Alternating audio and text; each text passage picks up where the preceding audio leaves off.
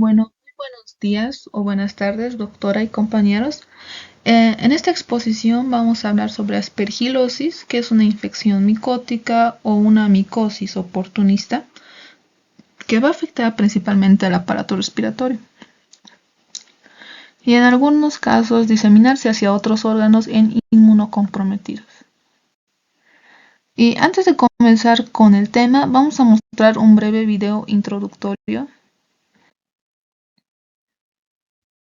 Aspergilosis, una enfermedad que mata a las aves. Esta enfermedad es causada por el hongo Aspergillus, un microorganismo saprófito oportunista, es decir, que se encuentra en materia en descomposición y solamente puede ser patógeno cuando el hospedero tiene sus defensas bajas. La especie más frecuente. Bueno, continuando con la anterior introducción, tenemos el género Aspergillus que va a agrupar un grupo de hongos filamentosos, hialinos, septados, y estos se van a reproducir asexualmente por conidios.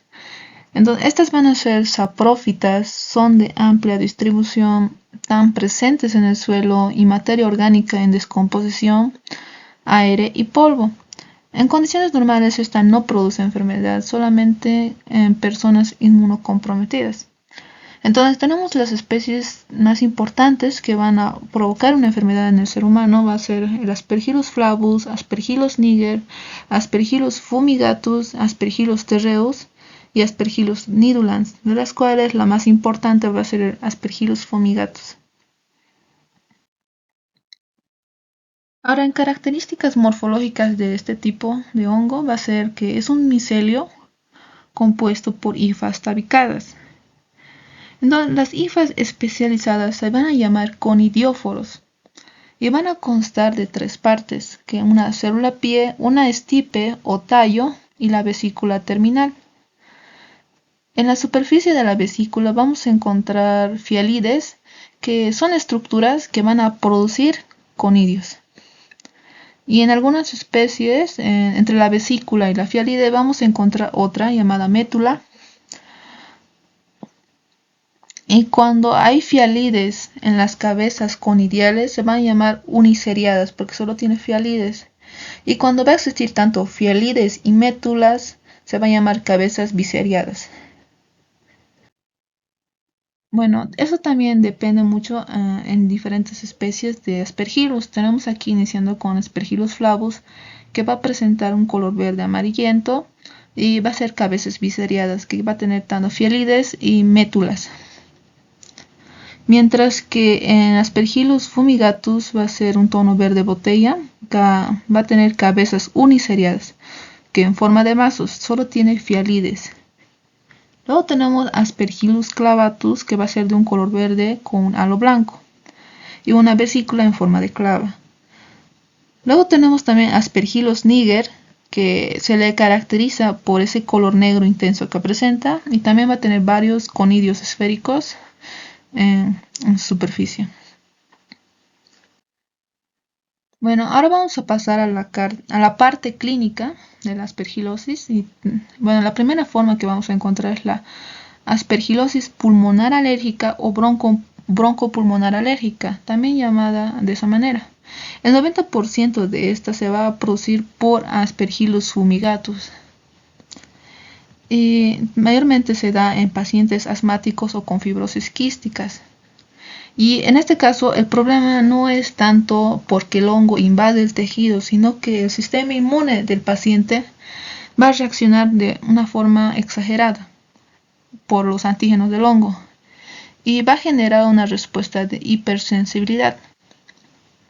Todos estos pacientes en síntomas van a presentar tos persistente, tapones bronquiales, disnea, fiebre leve, episodios de asma. También en los estudios de laboratorio se van a encontrar eosinofilia y en radiografía se va a observar infiltrados pulmonares migratorios. Y si no se trata adecuadamente, puede evolucionar hacia fibrosis pulmonar y que son dilataciones irreversibles de los bronquios. La siguiente forma que encontramos es el aspergiloma pulmonar, también conocida como bola fúngica ocurre cuando el hongo va a colonizar cavidades pulmonares preexistentes generadas por otra enfermedad, como tuberculosis, histoplasmosis, coccidiomicosis.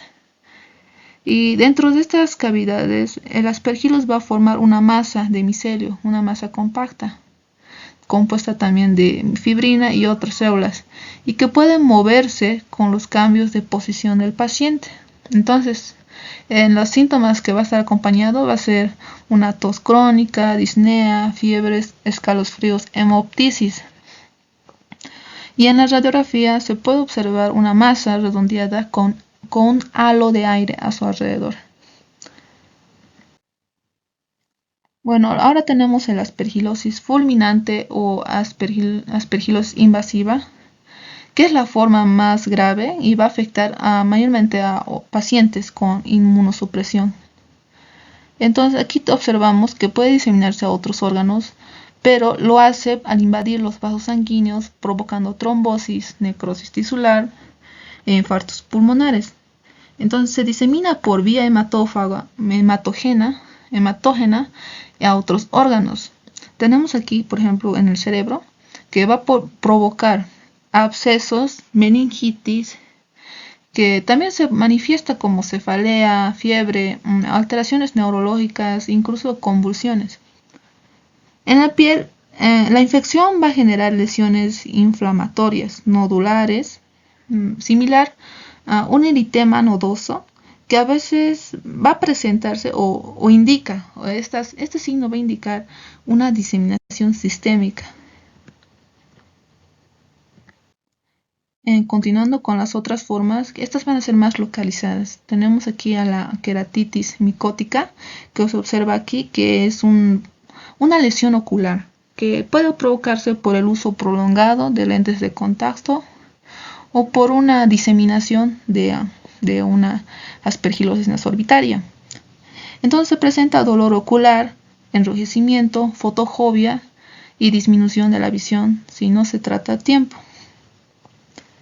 En la otomicosis que observamos es una infección del conducto auditivo externo y se va a producir una picazón de esta. Y también una sensación de oído tapado y secreción de coloración oscura y verdosa. En la imagen se observan dos tipos de otomicosis, como aquí tenemos las levaduras y la otra provocada por aspergillus. Las levaduras van a presentar un exudado blanco, cremoso, amarillento a su alrededor, de ahí como queso, según los indican, y también en aspergillus la diferencia es que va a ser una masa algodonosa. Puede ser seca, color negro, gris verdoso o pardo, que también varía según la especie que va a colonizar esto. Luego tenemos aquí a la aspergilosis nasoorbitaria, que se origina en los senos paranasales. Se puede extender hacia la órbita ocular. Entonces el paciente va a obtener obstrucción nasal, secreción purulenta y en casos severos compromiso visual, si hay invasión hacia estas estructuras. Bueno, continuando con el diagnóstico, podemos aplicar las diferentes pruebas para detectar aspergilosis, como por ejemplo una detección de las inmunoglobulinas M, inmunoglobulinas G, lo cual resulta útil en las personas inmunocompetentes.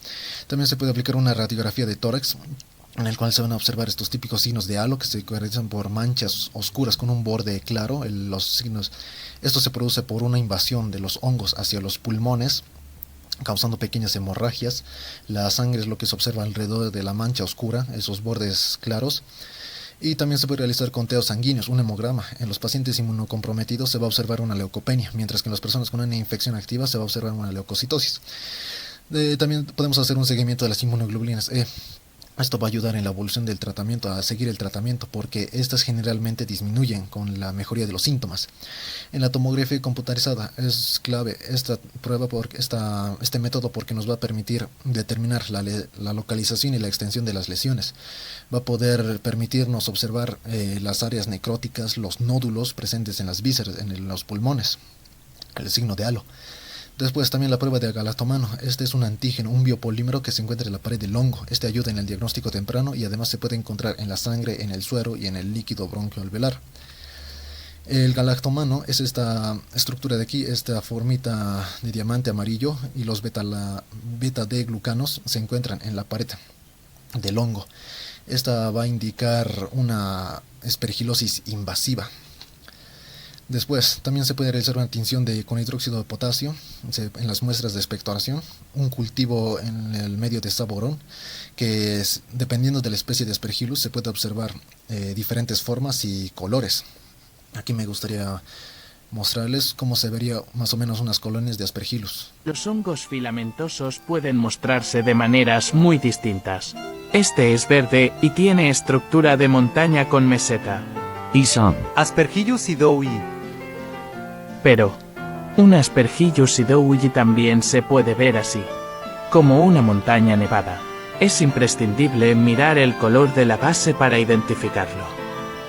Este tercero no es el mismo, es otro y lo vamos a mirar al microscopio. Es una Alternaria. causante de muchas alergias. Los hongos Bueno, así se observan las colonias del Aspergillus. Y continuando con el tratamiento, aquí tenemos, por ejemplo, en las personas que van a padecer de aspergilosis alérgica, el tratamiento antimicótico va a ayudar principalmente a estas personas. Se le puede administrar también inmunosupresores por vía oral. Y en las aspergilosis invasivas se trata por varias semanas, hasta incluso meses, con el fármaco voriconazol. La administración puede ser vía oral o vía endovenosa. En caso de hemorragias en el tejido pulmonar o endocarditis por Aspergillus, tiene que hacerse una intervención quirúrgica. El pronóstico. En las personas que tienen aspergilosis alérgica, generalmente el pronóstico es bueno. En caso de semanas ya se van a resolver. Pero en las personas que tienen aspergilosis invasiva, estas no mejoran. Si estas no mejoran con el tratamiento, hay probabilidades altas de que estas personas fallezcan. El pronóstico depende mucho de la enfermedad y el estado del sistema inmune de la persona. A continuación presentamos un caso clínico, el cual trata sobre una mujer asiática de 29 años que se presentó en el hospital en marzo de 2022 en Pakistán y reportó un dolor en el pecho y dificultad para respirar persistente durante 2 meses. Tras el examen parecía delgada y enferma, sin anomalías notables por lo demás. Las imágenes radiográficas revelaron una lesión mal definida en el pulmón izquierdo. Posteriormente se realizó una broncoscopia y lavado, seguido de inicio de la terapia antibiótica e empírica. Los resultados del lavado fueron negativos para la tinción de Gram, el cultivo y la tinción de Ziel-Nielsen para los bacilos óseos resistentes, pero revelaron numerosas IFA aceptadas en el frotis fúngico. El examen histopatológico indicó inflamación granulomatosa crónica con hifas fúngicas septales, indicativo de aspergilosis.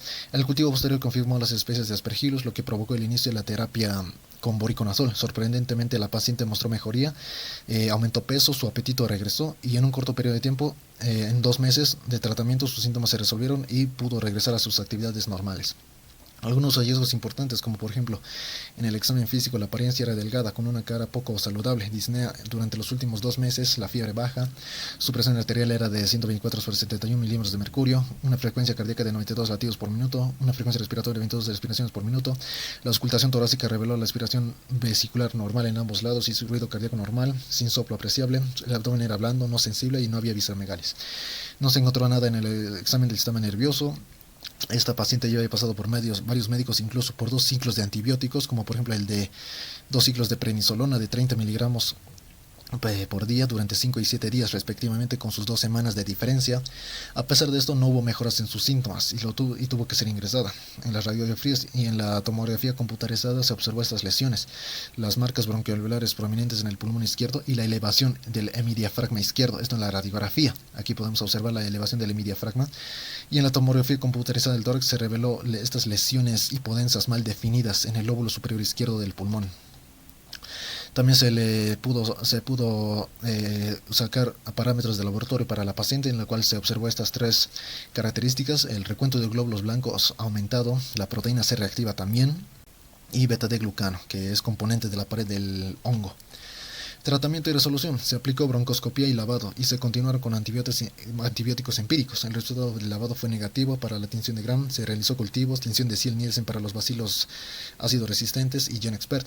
Su frotis fúngico fue positivo para numerosas IFA aceptadas, lo que indicaba aspergilosis. El informe histopatológico mostró una inflamación granulomatosa crónica con hifas fúngicas septales. sugerencia de aspergillosis. Más tarde se cultivó especies de Aspergillus. El tratamiento fue con voriconazol y se suspendieron los otros medicamentos. La paciente mejoró drásticamente y comenzó a aumentar peso, recuperó el apetito y a los 2 meses de tratamiento sus síntomas se resolvieron y su calidad de vida mejoró significativamente. Eso sería todo por nuestra parte. Muchas gracias por su atención.